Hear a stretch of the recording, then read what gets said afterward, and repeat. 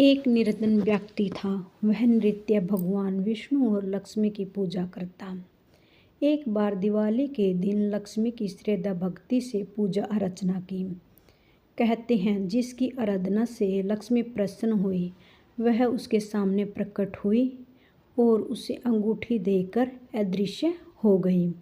अंगूठी सामान्य नहीं थी। उसे पहनकर जैसे ही अगले दिन उसने धन की कामना की तो उसके सामने धन का ढेर लग गया।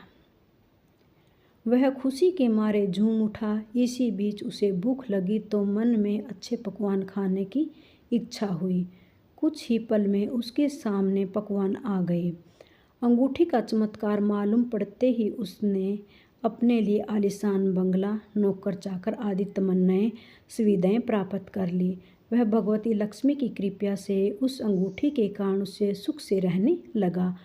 अब उसने किसी प्रकार का कोई दुख, कष्ट या चिंता नहीं थी। नगर में उसका बहुत नाम हो गया।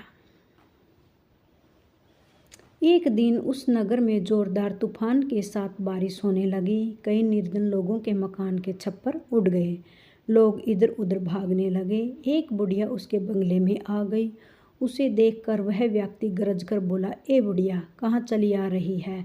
बिना पूछे बुढ़िया ने कहा, कुछ देर के लिए तुम्हारे यहाँ रहना चाहती हूँ।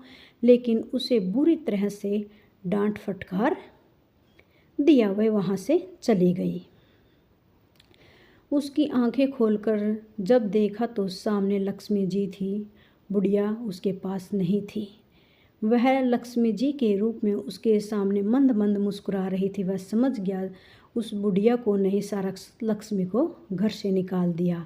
वह भगवती के चरणों में गिर पड़ा।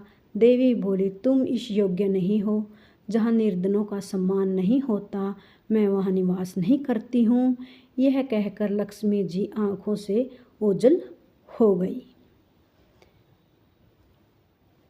वीडियो पूरा देखने के लिए धन्यवाद।